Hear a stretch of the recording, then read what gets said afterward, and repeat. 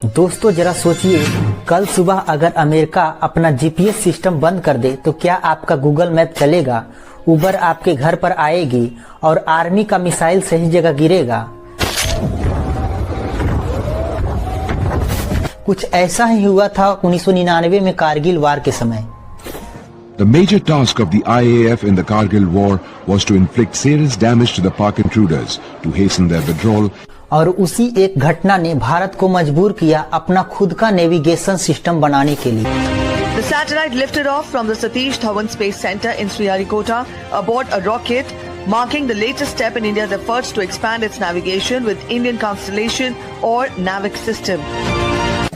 आज उसी सिस्टम का नाम है नाविक, नेविगेशन विथ इंडियन कॉन्स्टिलेशन।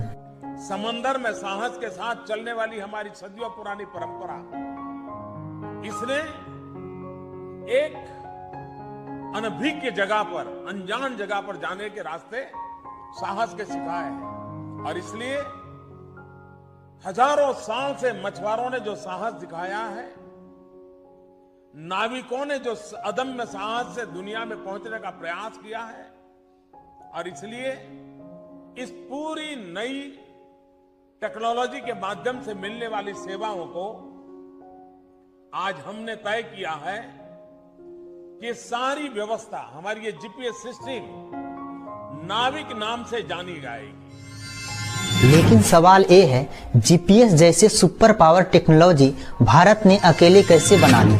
क्यों दुनिया के सिर्फ 5 देशों के पास ही ऐसा सिस्टम है?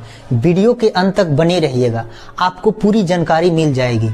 जीपीएस अमेरिका का बनाया हुआ सैटेलाइट बेस्ड नेविगेशन सिस्टम है। जब आप मोबाइल में मैप खोलते हो, आपका मोबाइल सैटेलाइट को सिग्नल भेजता है, सैटेलाइट वापस लोकेशन भेजता है और फिर आपको एग्जैक्ट पोजीशन मिलता है।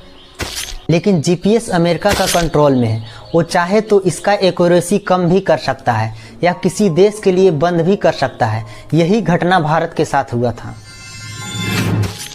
साल 1999 में कारगिल वार के समय भारत को पहाड़ों में दुश्मन की एग्जैक्ट लोकेशन चाहिए थी। मिसाइल और आर्टिलरी को पिन पॉइंट टारगेट चाहिए था। भारत ने जीपीएस डेटा मांगा, अमेरिका ने सीधा मना कर दिया। उस दिन भारत को समझ आया कि अगर हमें सच में आत्मनिर्भर बनना है तो खुद का नेविगेशन सिस्टम बनाना होगा। यहीं से जन्म हुआ एक बड़े सपने का। इसरो ने 2006 में एक प्रोजेक्ट शुरू किया। इसका नाम रखा IRNSS, Indian regional navigation satellite system. बाद में इसी का नाम नाविक पड़ा। आपके मन में कभी ना तो कभी ये सवाल जरूर आया होगा कि आखिर भारत ने ये फैसला क्यों लिया। इसका जवाब है, ग्लोबल सिस्टम बहुत महंगा था।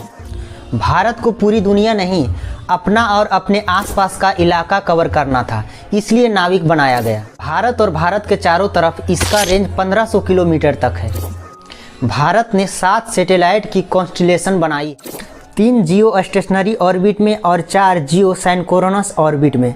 ये सैटेलाइट 24x7 आवर सिग्नल भेजते रहते हैं। नाविक 2 तरह की सर्विसेज देता है।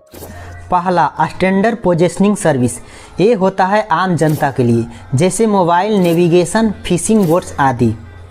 दूसरा, रेस्ट्रिक्टेड सर्विस, ये होता है इंडियन आर्मी के लिए और गवर्नमेंट के लिए।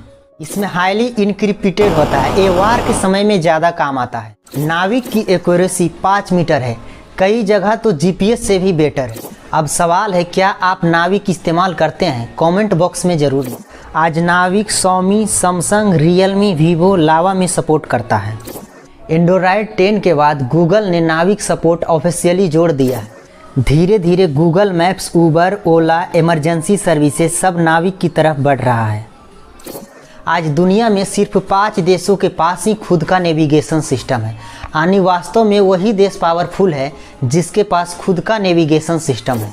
यूएसए के पास जीपीएस, रसिया के पास ग्लोनाज, यूरोप के पास गैलीलियो, चाइना के पास ब्यूडू और इंडिया के पास नाविक।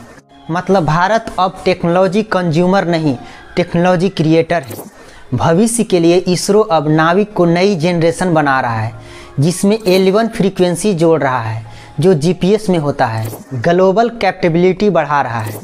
आने वाले समय में aviation, shipping, driveless cars, missile guidance सब नाविक पर डिपेंड करेंगे।